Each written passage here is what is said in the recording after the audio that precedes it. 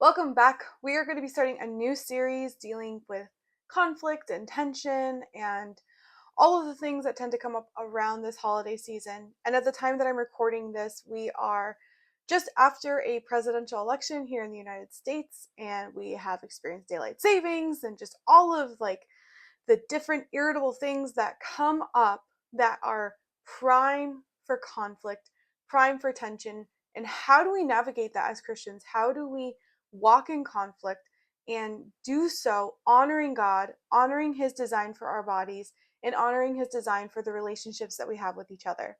Before we get into that, my name is Mariah. I'm a certified Christian mental health coach, and I'm here to help you grow in emotional and spiritual maturity through biblically based holistic practices. If you are new to this channel, be sure to like this video, subscribe, and ring the notification bell so you don't miss a single episode. I also have a free guide for you if you want to dive into the realm of emotional health for the Christian.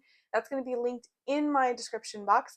And be sure to follow me over on my Instagram page where we have conversations like this and more. All right, just like I was saying a few moments ago, we are in the prime season for conflict, even though it's supposed to be one of the most joyous, exciting times that we're experiencing. Thanksgiving, Christmas, just supposed to be fun. But you and I both know that arguments are right around the corner because there's just something about the added tension of holiday stress and dealing with family members that you have been avoiding all year and getting into conversations that you have been trying to stay out of, especially in the heated year of 2024. So today I want to just take a step back and remind us that we don't have to live in that tension as much as we think we do. The reason why I say that is because you actually hold tension in your body. And if you're able to take the steps to learn how to calm yourself down before engaging in a conversation or in the middle of engaging in a conversation, that is going to be a key tool for you so that way you do not make the mistake of losing your character and your reputation over a tiny argument or a big argument. But regardless, how someone interacts with you, how you interact with another person should be directly influenced by your relationship with God and how we navigate that. And God designed our bodies. He knows how our bodies are supposed to be created. He knows that we feel tense and nervous and on edge. We just want to release it. And He has given us tools to release that. But if we don't take the time to learn about it, if we don't take the time to understand how God designed us, then we're going to vomit over people that we did not mean to vomit over. And it's going to actually directly impact the people that we love the most. So let's get into a couple of things that we can do to really help calm our body down. The first thing that I want you to take in mind is I want you to take inventory of the body scan. So what is a body scan? A body scan is just really taking note of where tension is in the body. I don't know if you've ever been around someone who is trying to hold it together, but their eye keeps twitching and their muscles are tremoring. Those are signs that they are filled with stress and they need to release it. Our bodies, they can do a really great thing called disassociation, and that's a way to preserve us from engaging in the conflict that we know is going to be a lose-lose situation. But when we do that, what happens is our body is protecting us from the perceived threat.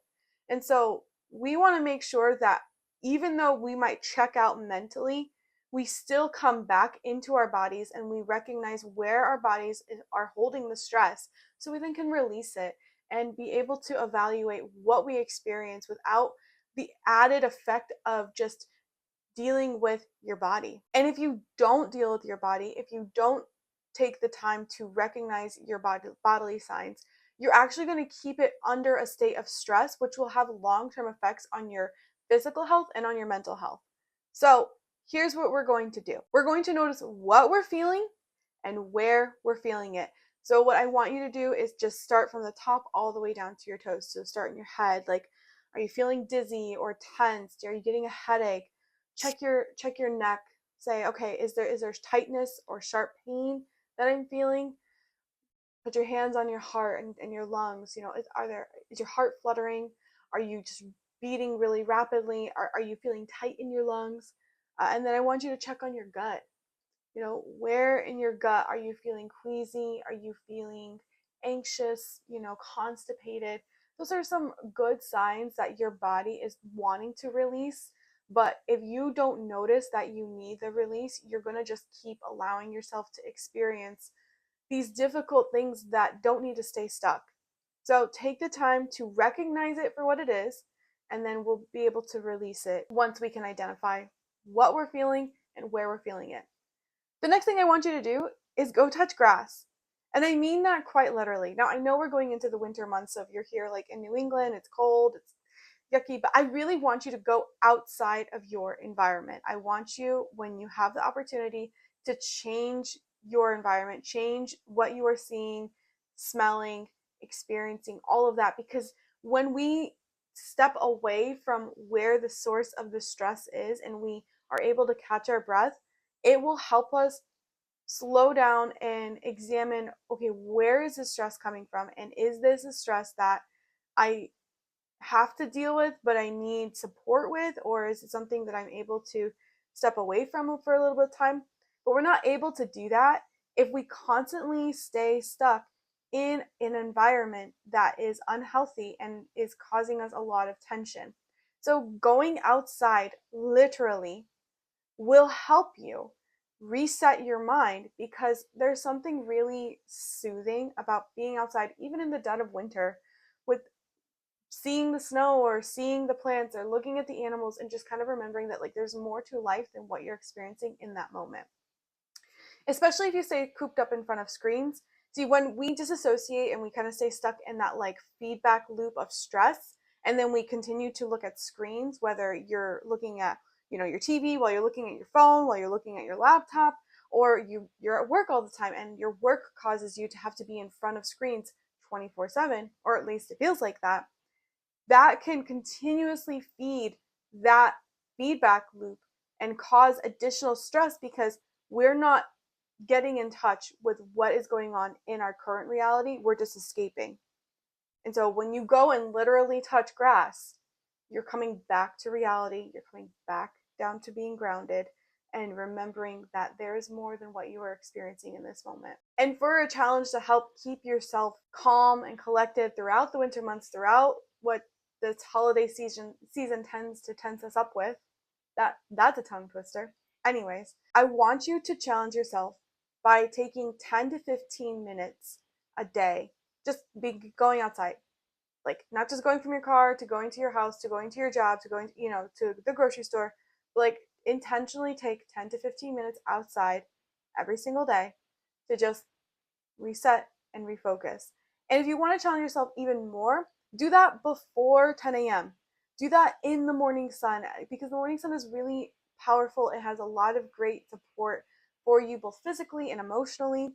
So, just if you don't have time in the morning, great. I understand that. But if you can make time, especially in the morning, I think you'll find a big difference with your stress level. The other thing that I want to tell you about that will help you with your support for emotions is grabbing an oil. Grabbing an essential oil is very helpful. Aromatherapy has been around for thousands of years. And when you're not able to leave the situation, or you're not able to go outside or have a different escape, an oil is a great way to do that, because your nose, your sense of scent, is very powerful to help you dealing with what emotion you are experiencing. It is directly connected to your amygdala, which is where your emergency response is, and it's also where your emotions are. And so when you take an oil and you smell it and you just let yourself experience that scent, it can really help guide your emotional well-being, so you're not constantly in that loop. A couple of scents that I would recommend for you, if you are wanting to feel calm, grab some lavender. Now, that lavender works for like 90% of people, not for everyone. But grab some lavender, start there, see if that will help you just practice calm, breathing in, breathing out the scent. And if you're feeling like out of touch with your body and you're just feeling like spastic, grab some pine, grab some spruce, basically like a tree oil, to help you feel more grounded, back rooted, and being able to come back into your body. Or if you're just feeling really heavy and weighty after a really big conflict, bergamot, which is a type of citrus, is so uplifting. And I personally love bergamot. I think it's a great scent for myself personally. So those are just some scents that I would recommend for you to help you if you're not able to do a quick body scan, or if you're not able to go out and touch grass, but just grabbing something quick, smelling it, helping recenter yourself.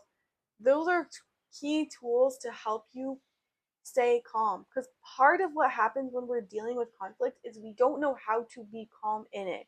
We don't know how to ride the wave of conflict, and so we either shut down completely or we go, ham, like 24, just like boom. You know what I'm talking about? You just explode, and that doesn't do any good, because shutting down doesn't actually solve the problem, and exploding just makes the problem worse.